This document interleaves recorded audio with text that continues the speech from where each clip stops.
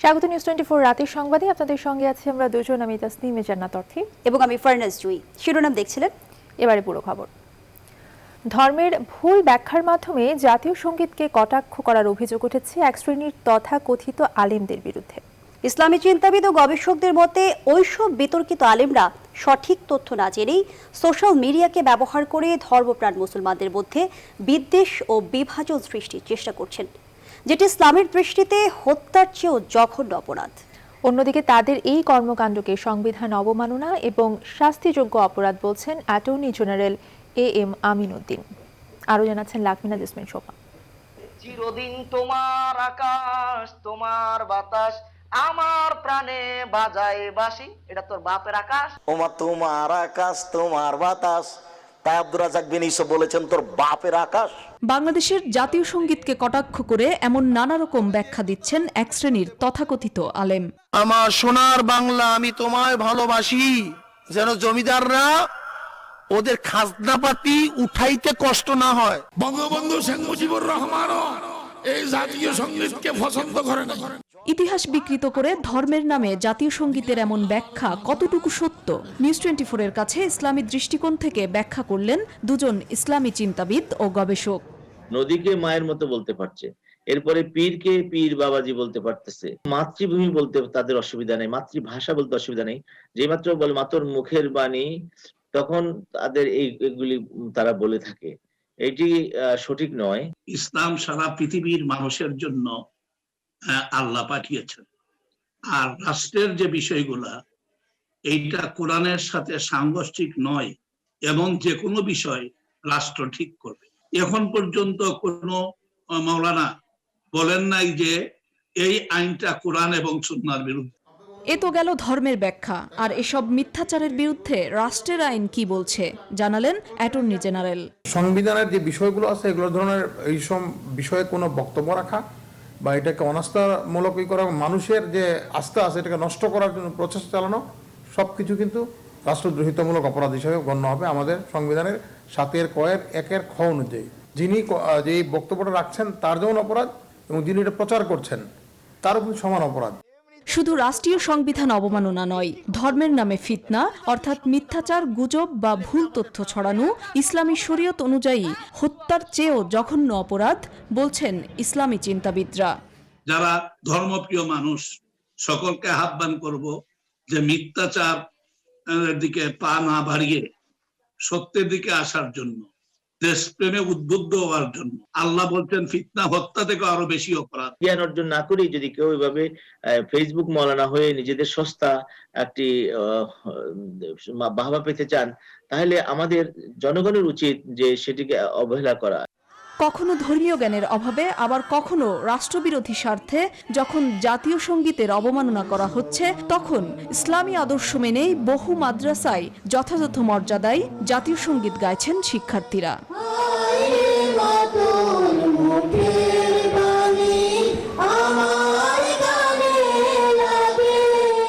লাকমিনা jasmine Soma, news 24, Dhaka. যুক্তরাজ্যে পাওয়া নতুন ধরনের করোনা ভাইরাসের সাথে বাংলাদেশে কিছুটা মিল আছে বলে জানিয়েছেন বাংলাদেশ শিল্প গবেষণা পরিষদ BCSIR এর প্রধান বৈজ্ঞানিক কর্মকর্তা ডক্টর সেলিম খান। এদিকে BCSIR বলছে এখনো নিশ্চিতভাবে কিছু বলা যাচ্ছে না, চলছে অধিকতর গবেষণা। তবে করোনার নতুন প্রজাতি নিয়ে শিগগিরই আনুষ্ঠানিকভাবে জানানো হবে বলেও জানায় BCSIR। বিস্তারিত জানাচ্ছেন হাসান পারভেজ। নতুন ধরনের করোনা ভাইরাসের কারণে বর্তমানে ইউরোপ থেকে বিচ্ছিন্ন হয়ে পড়েছে যুক্তরাজ্য।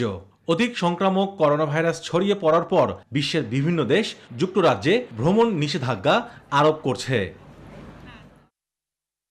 গত নভেম্বরের শুরুতে বাংলাদেশ বিজ্ঞান ও শিল্প গবেষণা পরিষদ BCSIR করোনা ভাইরাসের 5টি নমুনার জিনোম সিকোয়েন্সিং করে। BCSIR এর জীবতাত্ত্বিক গবেষণা বিভাগের মুখ্য বৈজ্ঞানিক কর্মকর্তা ডক্টর সেলিম খান দাবি করছেন, সেই সময় পাওয়া মিউটেশনের সঙ্গে যুক্তরাজ্যের নতুন বৈশিষ্ট্যের করোনা ভাইরাসের পুরোপুরি মিল নেই, তবে কিছুটা মিল রয়েছে। আমরা এই মিউটেশনটা পেয়েছিলাম নভেম্বরের ফার্স্ট থেকে, যেটা এখন স্যাম্পল গুলো ছিল অক্টোবরের। এখন যেটা আমাদের দেশে কোনো ইফেক্ট খেলে নাই। এখন আমরা যেহেতু ইংল্যান্ডে ইফেক্ট খেলতাম, তারা সিরিয়াসলি নিতে, তখন আমার কিছুটা মিল আছে, পুরোপুরি মিল নাই, হ্যাঁ কিছুটা মিল আছে। এদিকে বিসিএসআইআর জানিয়েছে যুক্তরাজ্যের ভাইরাসটির সাথে বাংলাদেশের মিলের বিষয়ে গবেষণা চলছে। করোনা ভাইরাসের নতুন ধরন নিয়ে গবেষণা এখনো পুরোপুরি শেষ হয়নি। যে ইংল্যান্ডের যে ভেরিয়েশনটা করোনা রোগীর ক্ষেত্রে দেখা যাচ্ছে, আমাদের দেশের এই ব্যবস্থাটা কি আপনাদের এটি একটি জানার বিষয়। আমরা অত্যন্ত সতর্কতার সাথে এটি নিয়ে গবেষণা করছি এবং আমরা অনেক দূর এগিয়ে গিয়েছি। খুব শীঘ্রই আপনাদেরকে ডেকে আমরা আমাদের ফাইনাল রেজাল্টটা জনগণের মাঝে জানিয়ে দেওয়ার ব্যবস্থা করব। সম্প্রতি যুক্তরাজ্যে করোনা ভাইরাসের নতুন যে একটি ধরন পাওয়া গেছে সেটি আগের স্ট্রেইনটির তুলনায় 70% বেশি গতিতে ছড়ায় বলে জানা যাচ্ছে। হাসান পারভেজ, নিউজ 24, ঢাকা। যুক্তরাজ্য থেকে নতুন ধরনের করোনা ভাইরাস ছড়িয়ে পড়ায় সে দেশ থেকে আগত যাত্রীদের বিশেষভাবে পর্যবেক্ষণে রাখছে ঢাকা এয়ারপোর্ট। আপাতত আন্তর্জাতিক রুট বন্ধের কোনো পরিকল্পনা নেই, তবে প্রয়োজন হলে যুক্তরাজ্যের ফ্লাইট বন্ধ করা হবে, জানিয়েছেন বিমান প্রতিমন্ত্রী মাহবুব আলী। বৃহস্পতিবার বিমানবন্দরে এক নিরাপত্তা মহড়া শেষে তিনি এসব তথ্য জানান। বিস্তারিত লাকমিনা জেসমিন সোমার প্রতিবেদনে। দুবাইগামী একটি বিমানের ভেতর থেকে বিস্ফোরক দ্রব্য উদ্ধার করে তা নিষ্ক্রিয় করার চেষ্টা চলছে। এই অভিযানে অংশ নিয়েছেন বিমান বাহিনী, সেনাবাহিনী, র্যাব, পুলিশ সহ বাংলাদেশ বিমানের চৌকস কর্মকর্তারা। প্রায় 1 ঘন্টার অভিযানে শেষ পর্যন্ত সফল হলেন তারা। সত্যি নয়, তবে বাস্তবে ঘটলে কি করতেন তার মহড়া। বিমানবন্দরের নিরাপত্তা ব্যবস্থা ঝালিয়ে নিতে 2 বছর পর পর এমন মহড়ার আয়োজন করে হযরত শাহজালাল আন্তর্জাতিক বিমানবন্দর কর্তৃপক্ষ। বৃহস্পতিবার দুপুরে রানওয়েতে যখন চলছে এমন মহড়া, তখন করোনা সংক্রমণের ঝুঁকির মধ্যেই লন্ডন থেকে 202 জন যাত্রী নিয়ে ঢাকা হয়ে সিলেটে অবতরণ করে একটি ফ্লাইট। মহড়ার অনুষ্ঠানে এ নিয়ে জানতে চাওয়া হলে বেসামরিক বিমান প্রতিমন্ত্রী জানান, লন্ডন ফেরত যাত্রীদের উপর বাড়তি নজরদারি রাখছেন তারা। যারা যুক্তরাজ্য থেকে আসছে তাদেরকে সেগ্রিগেটেড অবস্থায় রাখা হয়েছে, তাদেরকে পর্যবেক্ষণ করা হচ্ছে। যদি কোনো সাসপেক্টেড পাওয়া যায় তাদেরকে আবার পিসিআর টেস্ট করা হবে এখানে। যদি প্রয়োজন হয় লন্ডন ফ্লাইট বন্ধ করা হবে, তবে আপাতত তেমন কোনো নির্দেশনা নেই বলেও জানান প্রতিমন্ত্রী। যদি প্রয়োজন হয় আমরাও যোগাযোগ বন্ধ করব, আমরা নিবিড় পর্যবেক্ষণে আছি। এটা এমন না যে আমরা এই ব্যাপারে উদাসীন। মহড়া শেষে বিমানবন্দরের নিরাপত্তায় কোনো ঘাটতি নেই বলে ঘোষণা দেন সিভিল এভিয়েশন কর্তৃপক্ষের চেয়ারম্যান। বিভিন্ন সময়ে বেশ কয়েকটি অপ্রীতিকর ঘটনার কারণে নিরাপত্তা ইস্যুতে সমালোচনার পাশাপাশি ভাবমূর্তি সংকটে পড়েছে ঢাকার বিমানবন্দর। তবে সেই সময় কেটেছে। এই ধরনের আয়োজন নিরাপত্তাকে আরো খানিকটা ঝালিয়ে নিতে সহায়ক ভূমিকা পালন করে বলছেন নিরাপত্তা বিশ্লেষকরা। লাকমিনা জেসমিন সোমা, নিউজ 24, ঢাকা। 2021 সালের জানুয়ারির প্রথম সপ্তাহে অক্সফোর্ড থেকে 3 কোটি করোনা ভ্যাকসিনের টিকা আনার সব প্রস্তুতি সম্পূর্ণ হয়েছে, এমনটাই নিশ্চিত করেছেন স্বাস্থ্যমন্ত্রী অধ্যাপক জাহিদ মালিক। বৃহস্পতিবার রাজধানীর তোপখানা রোড বিএমই মিলনায়তনে স্বাধীনতা চিকিৎসক পরিষদ সাচিপের 27তম প্রতিষ্ঠা বার্ষিকীর আলোচনা অনুষ্ঠানে প্রধান অতিথির বক্তব্যে তিনি কথা বলেন। এ সময় করোনার দ্বিতীয় ধাপ মোকাবেলায় বাংলাদেশ প্রস্তুত রয়েছে জানিয়ে স্বাস্থ্যমন্ত্রী বলেন, করোনাকালে চিকিৎসকদের জন্য প্রধানমন্ত্রীর প্রণোদনা মন্ত্রণালয়ে অনুমোদনের অপেক্ষায় রয়েছে।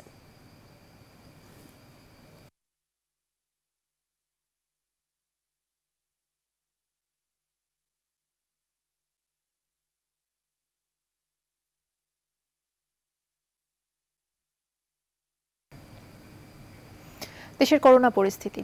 করোনায় দেশে একদিনে আরও 19 জনের মৃত্যু হয়েছে। এ পর্যন্ত মোট প্রাণহানি 7,378। 24 ঘন্টায় নমুনা পরীক্ষা হয়েছে 13,227টি, এর মধ্যে শনাক্ত 1,234 জন।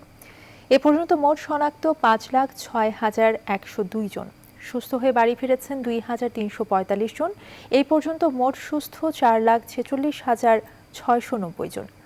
বৃহস্পতিবার স্বাস্থ্য অধিদপ্তরের প্রেস বিজ্ঞপ্তিতে এসব তথ্য জানানো হয়। বৈশ্বিক করোনা পরিস্থিতি। বিশ্বজুড়ে করোনার প্রাণহানি ছাড়ালো 17,40,000। মোট শনাক্ত 7,91,00,000 ছাড়িয়েছে। আর করোনা ভাইরাসের আরেকটি ধরন শনাক্তের পর নতুন করে আতঙ্ক ছড়িয়েছে যুক্তরাজ্যে। এদিকে করোনার মাঝেই যুক্তরাষ্ট্রের উত্তরের রাজ্যগুলোতে মস্তিষ্ক খেকো অ্যামিবার সন্ধান মিলেছে। এর প্রকোপ বাড়তে থাকায় জারি করা হয়েছে সতর্কতা। যুক্তরাষ্ট্রের পর এবার দ্বিতীয় দেশ হিসেবে মডার্নার করোনা ভ্যাকসিনকে জরুরি ব্যবহারের অনুমোদন দিল কানাডা। চলতি বছরের শেষে এই দেশটিতে ভ্যাকসিনটির চালান পৌঁছাবে বলে জানিয়েছেন কানাডীয় প্রধানমন্ত্রী জাস্টিন ট্রুডো। এদিকে বুধবার মেক্সিকো ও কুয়েত দুদেশেই পৌঁছে গেছে ফাইজারের টিকার প্রথম চালান। আর ব্রাজিলে উৎপাদিত চীনের সিনোভ্যাক টিকাটি 50% বেশি কার্যকর হয়েছে বলে দাবি করেছে ব্রাজিল কর্তৃপক্ষ।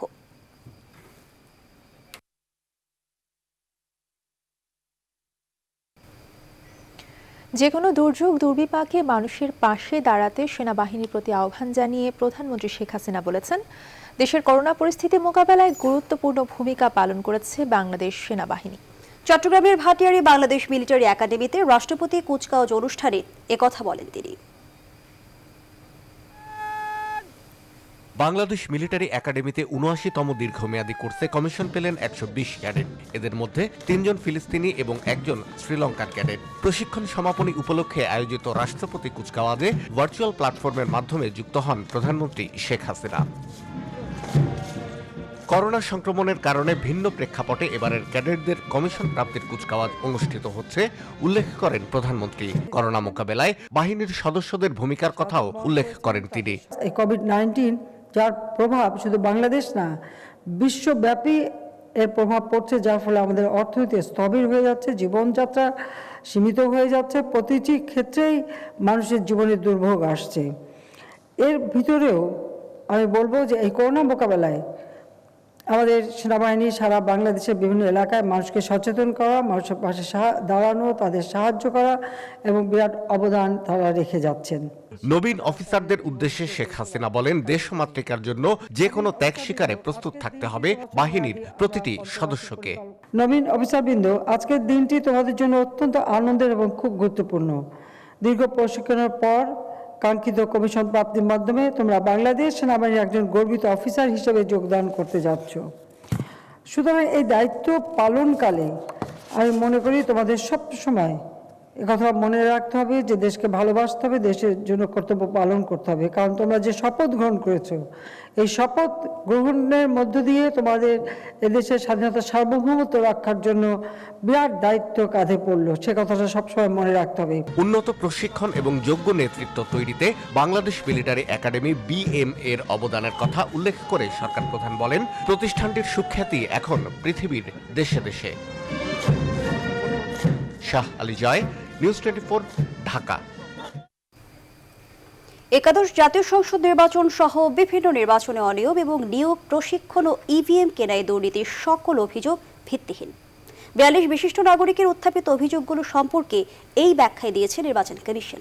নাগরিকদের একজন সুশাসনের জন্য নাগরিক সুজনের সম্পাদক বদিউল আলম মজুমদার বলছেন, অভিযোগের ভিত্তি আছে কিনা এটি এখন রাষ্ট্রপতির নির্দেশেই খতিয়ে দেখা দরকার। আরও জানাচ্ছেন তৌহিদ শান্ত। 10 দিন আগে গত 14 ডিসেম্বর রাষ্ট্রপতি আব্দুল হামিদ খানের কাছে দেশের বিশিষ্ট 42 জন নাগরিক একটি অভিযোগপত্র তুলে দেন। সংবিধানের 96 অনুচ্ছেদের অধীনে সুপ্রিম জুডিশিয়াল কাউন্সিল গঠন করে নির্বাচন কমিশনারদের অপসারণের দাবি তোলেন তারা। বৃহস্পতিবার বিকেলে নির্বাচন ভবনে সংবাদ সম্মেলন ডেকে প্রধান নির্বাচন কমিশনার KM নুরুল হুদা তার 3 সহকর্মীকে নিয়ে অভিযোগগুলো খণ্ডন করেন। অবশ্য উপস্থিত ছিলেন না নির্বাচন কমিশনার মাহবুব তালুকদার। কর্মপরিকল্পনায় 2 কোটি টাকার বরাদ্দই ছিল না। সেখানে নির্বাচন কমিশনারদের বিশেষ বক্তা হিসেবে বক্তৃতা দেওয়ার নামে 2 কোটি টাকার মতো আর্থিক অসাধারণ অসত্য তথ্যের ভিত্তিতে করা হয়েছে।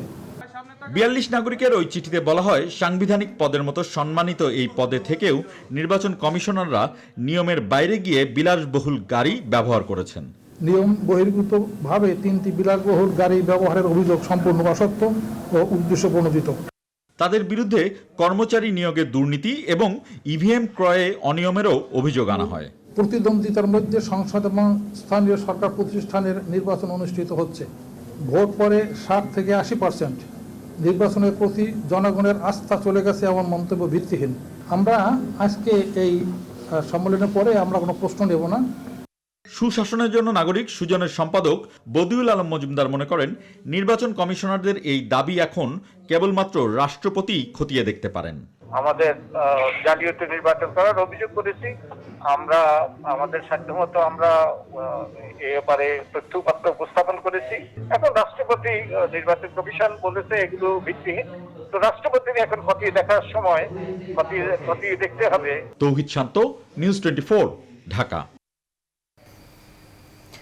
চলে গেলেন কীর্তিমান সফল উদ্যোক্তা এবং পার্টেক্স গ্রুপের প্রতিষ্ঠাতা চেয়ারম্যান এম এ হাশেম।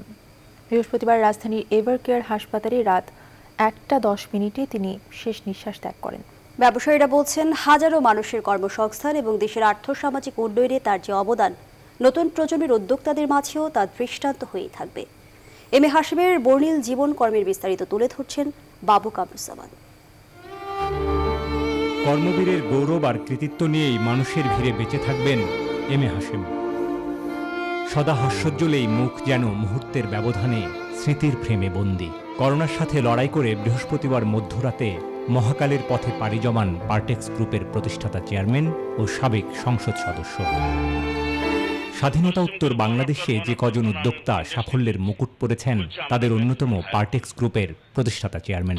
দেশ সেবা ও উন্নয়নে রাজনৈতিক জীবনে অকপটে কথা বলেছেন, অপরাজনীতি এবং কর ফাঁকিবাজদের বিরুদ্ধেও।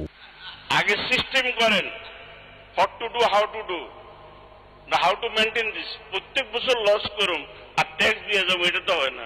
আমি তো লস করি না আল্লাহ দিলে। লাল ফিতার দৌরাত্মে দেশের উন্নয়ন যেন বাধার মুখে না পড়ে, তাই আমলাতান্ত্রিক জটিলতার বিরুদ্ধে বরাবরই সোচ্চার ছিল তাঁর কণ্ঠস্বর। তার গড়া বিভিন্ন প্রতিষ্ঠানে হয়েছে হাজারো মানুষের কর্মসংস্থান। 1959 সালে তামাক পণ্যের কেনাবেচার মধ্য দিয়ে যাত্রা শুরু করলেও স্বাধীনতার পর নিত্য প্রয়োজনীয় খাদ্যের পাশাপাশি সিমেন্ট, ইস্পাত আমদানি সহ দেশেই একাধিক কারখানা গড়ে তোলেন। বিনিয়োগকারী হিসেবে অনন্য অবদান রাখা এই ব্যবসায়ী নতুন উদ্যোক্তাদের পাথেয় হয়ে থাকবে বলে মনে করেন সমসাময়িক উদ্যোক্তারা। এম এ হাশেম স্বাধীনতা উত্তর বাংলাদেশের শিল্পায়নে যারা অগ্রণী ভূমিকা পালন করেছেন, বাংলাদেশের অর্থনীতি ভিত যারা শক্তিশালী করেছেন, তাদের মধ্যে অন্যতম। ওনারা যখন প্রথম বাংলাদেশে বেসরকারি খাতে ব্যবসা বাণিজ্য শুরু করেন, তখন অনেক ধরনের বাধা বিপত্তি ছিল। ওনারা ওই সব বাধা বিপত্তি অতিক্রম করে এই পর্যায়ে পৌঁছেছেন। হাশেম সাহেব যে কষ্ট করে যেভাবে দেশের শিল্প কারখানা করেছিলেন, আমি মনে করি বাংলাদেশের নতুন উদ্যোক্তাদের তার কাছ থেকে শিক্ষণীয় আছে অনেক কিছু। শুক্রবার বাদ জুমা এম এ হাশেমের জানাজা অনুষ্ঠিত হবে গুলশানের আজাদ মসজিদে। বাবু কামরুজ্জামান, নিউজ 24, ঢাকা। ভরা মৌসুমেও দফায় দফায় বাড়ছে চালের দাম। কেন বাড়ছে তার সঠিক উত্তর নেই কারো কাছেই। মিল মালিকরা বলছেন, ধানের মূল্য বেড়ে যাওয়ায় বেড়েছে চালের দাম। এদিকে বড় ব্যবসায়ীরা সিন্ডিকেট করছে বলে অভিযোগ করছেন অনেকে। খাদ্য সচিব অবশ্য বলছেন, এখনো কোনো সিন্ডিকেট খুঁজে পাননি তারা। তবে কারো বিরুদ্ধে বাড়তি মজুদের অভিযোগ পেলে ছাড় না দেওয়ার হুঁশিয়ারি তার। আরো জানাচ্ছেন সুলতান আহমেদ। আমনের ধান উঠেছে কৃষকের ঘরে। আবহাওয়া অনুকূলে থাকায় উৎপাদনও হয়েছে বেশ। নবান্ন উৎসবের ভরা মৌসুমে চালের দাম সাধারণত কম থাকলেও এবছর হয়েছে ঠিক উল্টো। বাজার ভরা চাল থাকলেও নিয়ন্ত্রণে নেই দাম। রাজধানীতে এখন মোটা চাল বিক্রি হচ্ছে 48 থেকে 50 টাকা কেজিতে। মাঝারি পাইজাম ও বিয়ার 28 বিক্রি হচ্ছে 53 থেকে 55 টাকা। মিনিকেট ও নাজির শেল বিক্রি হচ্ছে 60 থেকে 66 টাকায়। সরকারি সংস্থা টিসিবির হিসেবে বছরের ব্যবধানে চালের দাম বেড়েছে 17 থেকে 48% পর্যন্ত। করোনা মহামারীতে এমনিতেই আয় কমেছে সাধারণ মানুষের, তার উপর চালের দাম বৃদ্ধি উদ্বেগে ফেলেছে তাদের। ব্যাপারে এতক্ষণ ধান নেই, সব বড় বড় মিল মালিকরা পরিচালনা করতেছে, তাকে যখন যেটা খুশি সেটা করতেছে। আমাদের দাবি চাল যেভাবে আমরা আগে 32 টাকা 34 টাকা কিনে খেয়েছি, চালের দামটা সেভাবে ফিরে আসুক। ইচ্ছা খুশি তাদের মতো করে দাম বাড়াচ্ছে, এভাবে চলতে থাকলে আমরা তো না খেয়ে মরে যাব। মিল মালিকরা বলছেন, মৌসুম হলেও বাড়তি দামেই কিনতে হচ্ছে ধান। রয়েছে অতিরিক্ত মজুদ আর সিন্ডিকেটের অভিযোগ। সার্বিকভাবেই কিন্তু আমাদের উৎপাদন কষ্ট বেড়ে গেছে, অন্যদিকে ধানের দামও বেড়ে গেছে, যার জন্য আমাদের চালের মূল্যটা এখন বেশি হয়ে গেছে। পরে মেগা ব্যবসায়ী এসে তাদের ধানগুলো তারা সংগ্রহ করে নিয়ে এক ধরনের যেটা বলতে পারেন মজুতদারি বলে বা সিন্ডিকেটের মতো হয়ে গেছে, কারণ টাকা তাদের কাছে, কয়েকটা লোকের কাছে টাকা আছে। তবে সিন্ডিকেটের কোনো প্রমাণ এখনও পাননি বলে জানালেন সরকারের খাদ্য সচিব। আইনশৃঙ্খলা বাহিনী বাড়তি মজুদের সন্ধান পেলে কঠোর ব্যবস্থা নেবে বলেও জানান তিনি। মনিটরিং করা হচ্ছে, তারপরে এনফোর্সমেন্ট করা হচ্ছে। গোডাউনে যে আমার লোকেরা যে অভিযান চালাচ্ছে, সেখানে কিন্তু কোনো পাচ্ছে না যে তারা যে অবৈধভাবে মজুত করছে। আমার যে রিকমেন্ডেড যে পরিমাণ রাখার কথা, তার চেয়ে যে বেশি পরিমাণ রাখছে, সেরকম কোনো তথ্য কিন্তু আমাদের কাছে পাচ্ছি না। কারণ আপনারাও যদি পান আমাদেরকে জানালে আমরা কিন্তু সাথে সাথে অ্যাকশনে যাব। প্রয়োজনে চাল আমদানি বাড়াতে পদক্ষেপ নেওয়া হবে বলেও জানান তিনি। সুলতান আহমেদ, নিউজ 24, ঢাকা। রাজধানীর গির্জাগুলোতে বড়দিনের প্রস্তুতি শেষ। করোনায় সীমিত আয়োজন করেছে গির্জা কর্তৃপক্ষ। আইনশৃঙ্খলা বাহিনী বলছে দিনটি উপলক্ষে চার্চগুলোতে দেওয়া হবে সর্বোচ্চ নিরাপত্তা। পাশাপাশি খ্রিস্টান অধ্যুষিত এলাকা ও প্রতিষ্ঠানে অতিরিক্ত নজরদারি ও নিরাপত্তার ব্যবস্থা করা হবে। মৌ খন্দকারের প্রতিবেদন, ক্যামেরায় ছিলেন লিটন বাবু। করোনা মহামারীকে প্রাধান্য দিয়ে প্রতি বছরের মতো এবছরেও বড়দিনে স্বাভাবিক নিয়মে অনুষ্ঠিত হবে দেশের খ্রিস্টান ধর্মাবলম্বীদের প্রধান উপাসনালয় রাজধানীর ফার্মগেট জপমালা রানীর গির্জায় প্রার্থনা। উৎসবকে ঘিরে গির্জাগুলোতে শেষ হলো শেষ মুহূর্তের প্রস্তুতি। গির্জার ভিতরে রঙিন কাগজ, ফুল ও আলো দিয়ে সাজানো হয়েছে ক্রিসমাস ট্রি। খড়কুটো বিছানো গোশালা করা হয়েছে, যেখানে শিশু যিশুর মূর্তির সঙ্গে আরও কিছু মূর্তি। আগের মতো জমকালো আয়োজন হচ্ছে না এবার। সরেজমিনে গিয়ে দেখা যায় গির্জাগুলো একেবারেই ফাঁকা। সবকিছু ঘরোয়াভাবেই উদযাপনের প্রস্তুতি অনেকের। রিলেটিভদের বাসায় আমরা ভিজিট করতে যেতাম, এবার ওরকম কিছু হবে না। প্রত্যেক বছর যেরকম হয় এবছর তো ওরকম হচ্ছে না। এবছর প্রার্থনায় করোনা মহামারীকে প্রাধান্য দেওয়া হলেও প্রার্থনার সব আয়োজন আগের বছরগুলোর মতোই হবে বলে জানিয়েছে গির্জা কর্তৃপক্ষ। আমরা 2021 খ্রিস্টাব্দ যেন কোভিড-19 মুক্ত একটা পৃথিবী পেতে পারি, ওই দিক থেকে বিবেচনা করলে আনন্দ নিশ্চয়ই, কিন্তু তারপর আনন্দের মধ্যে কিছুটা ঘাটতি বা কম হবে সেটা আমরা উপলব্ধি করতে পারছি। এছাড়া অনুষ্ঠান স্থল ডগ স্কোয়াড দিয়ে সুইপিং করা হয়েছে। পাশাপাশি গির্জার প্রতিষ্ঠানে অতিরিক্ত নজরদারি ও নিরাপত্তার ব্যবস্থা করা হয়েছে। বেশ কয়েকটি স্তরে বেশ কয়েক ধরনের নিরাপত্তা আয়োজন রেখেছে।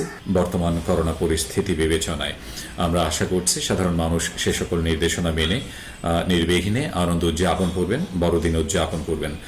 এছাড়াও করোনা প্রতিরোধে গির্জায় হাত ধোয়া, হ্যান্ড স্যানিটাইজার ব্যবস্থা, উপাসনার সময় দূরত্ব বজায় রাখা ও অবশ্যই মাস্ক ব্যবহার করে প্রবেশ নিশ্চিত করা হয়েছে। মহামারী করোনার জন্য স্বাস্থ্যবিধি মেনে উৎসব সীমিত পরিসরে করার কথা জানিয়েছেন গির্জা কর্তৃপক্ষ। তারা আশা করছেন গত বছরের মতো এবছরও তারা শান্তিপূর্ণভাবে এই উৎসবটি উদযাপন করবেন।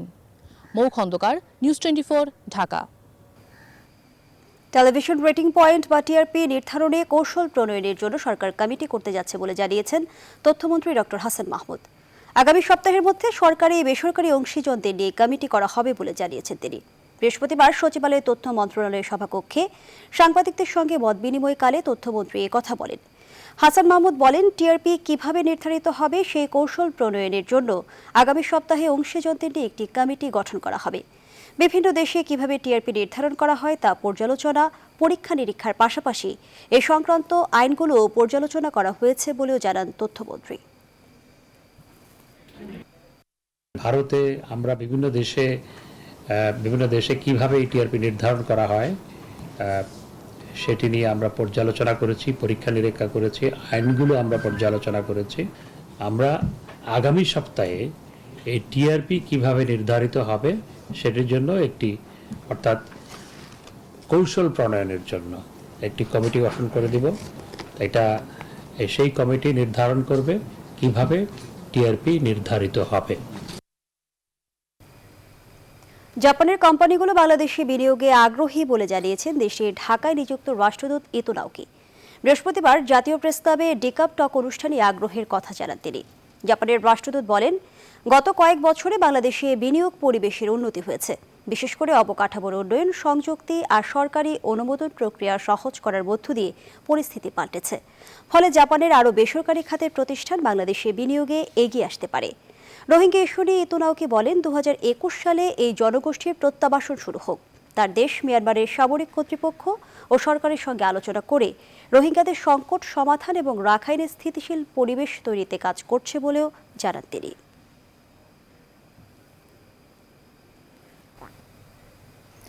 মুসলমান প্রধান 13টি দেশ থেকে যুক্তরাষ্ট্রে প্রবেশের উপর নিষেধাজ্ঞা উঠছে জো বাইডেনের ক্ষমতা গ্রহণের প্রথম দিনে। মার্কিন কংগ্রেসে 233 এবং 183 ভোটে নো ব্যান অ্যাক্ট গৃহীত হয়। এই আইন প্রস্তাবের পক্ষে ডেমোক্র্যাট পার্টির সব আইন প্রণেতা ভোট দিয়েছেন। রিপাবলিকান পার্টির বিপক্ষে অবস্থান নিয়ে আইন প্রস্তাবটির পক্ষে ভোট দিয়েছেন 2 রিপাবলিকান সদস্য। মার্কিন প্রেসিডেন্ট হিসেবে শপথ নেওয়ার অপেক্ষায় থাকা জো বাইডেন বলেছেন, ক্ষমতা গ্রহণের প্রথম দিনে নির্বাহী আদেশ দিয়ে তিনি ডোনাল্ড ট্রাম্পের এই সংক্রান্ত নিষেধাজ্ঞা প্রত্যাহার করে নেবেন। যুক্তরাষ্ট্রের নতুন প্রেসিডেন্ট হিসেবে জো বাইডেন শপথ গ্রহণ করার আগেই মুসলমানদের জন্য স্বস্তির খবর আসতে শুরু করেছে। বুধবার কংগ্রেসে গৃহীত আইন প্রস্তাবকে যুক্তরাষ্ট্রের ইতিহাসে মুসলমানদের পক্ষে আইন প্রস্তাব হিসেবে দেখা হচ্ছে।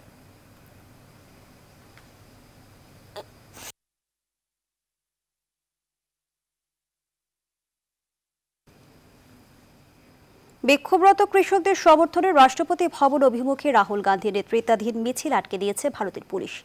আটক করা হয়েছে প্রিয়াঙ্কা গান্ধীকে। বৃহস্পতিবার প্রায় 2 কোটি মানুষের স্বাক্ষর সম্বলিত স্মারকলিপি নিয়ে রাষ্ট্রপতি ভবন অভিমুখে মিছিল শুরু করে কংগ্রেস। ওই স্মারকলিপিতে বিতর্কিত কৃষি আইন বাতিলে রাষ্ট্রপতির হস্তক্ষেপ কামনা করা হয়েছে। তবে কৃষি আইনের প্রতিবাদ করেই মিছিল করে রাষ্ট্রপতি ভবনের দিকে যাওয়ার চেষ্টা করলে কংগ্রেসের অন্যতম সাধারণ সম্পাদক প্রিয়াঙ্কা গান্ধী সহ কয়েকজন কংগ্রেস কর্মীকে আটক করা হয়। তবে বিতর্কিত 3টি কৃষি আইন প্রত্যাহারের দাবি জানিয়ে দেশটির রাষ্ট্রপতি রামনাথ কোবিন্দের সাথে সাক্ষাৎ করেন রাহুল গান্ধী। এ সময় দেশে কোনো গণতন্ত্র নেই বলেও তিনি মন্তব্য করেন। এবার ফেডারেশন কাপ ফুটবলের খবর। ঢাকা ডার্বির বিগ ম্যাচে মোহামেডানকে 3-0 গোলে উড়িয়ে দিয়েছে আবাহনী। এই জয়ে ডি গ্রুপে টেবিলের শীর্ষে আকাশী জার্সিধারীরা। অন্যদিকে দিনের প্রথম ম্যাচে শেখ রাসেল ক্রীড়া চক্রের বিপক্ষে 1-0 গোলে হেরেছে পুলিশ এফসি। বিস্তারিত জানাচ্ছেন মাহফুজুল ইসলাম। ফেডারেশন কাপের শুরুটা ভালো হলো না মোহামেডানের। চিরপ্রতিদ্বন্দ্বীদের বিপক্ষে সাদা কালোদের হার 3-0 ব্যবধানে। বড় জয়ে বড় কৃতিত্ব আবাহনীর আফগান রিক্রুট মাসি শাইঘানির। ম্যাচের 41 মিনিটে বক্সের ভেতর হেডে প্রথম গোল তার। এর 4 মিনিট পর দুর্দান্ত এক বাইসাইকেল কিকে ব্যবধান বাড়ান এই আফগান ডিফেন্ডার। বিরতি থেকে ফিরে ম্যাচের 54 মিনিটে দলের হয়ে তৃতীয় গোলটি করেন জুয়েল রানা। এরপর ঘুরে দাঁড়ানোর ব্যর্থ চেষ্টাটুকুই শুধু করে গেছে মোহামেডান। এদিকে দিনের প্রথম ম্যাচে পুলিশ এফসির বিপক্ষে টুর্নামেন্টে দারুণ শুরু জায়ান্ট শেখ রাসেলের। প্রথমার্ধ গোলশূন্য থাকলেও দ্বিতীয়ার্ধে বখতিয়ারের ফ্রি কিক থেকে আশ্ররোভের গোলে লিড পায় টিটুর দল। শেষে এই 1-0 গোলের জয় নিয়ে মাঠ ছাড়ে শেখ রাসেল ক্রীড়া চক্র। মাহফুজুল ইসলাম, নিউজ 24, ঢাকা। এই ছিল রাতের সংবাদের আয়োজন। আরো জানতে ভিজিট করুন www.news24bd.tv। ধন্যবাদ সবাইকে।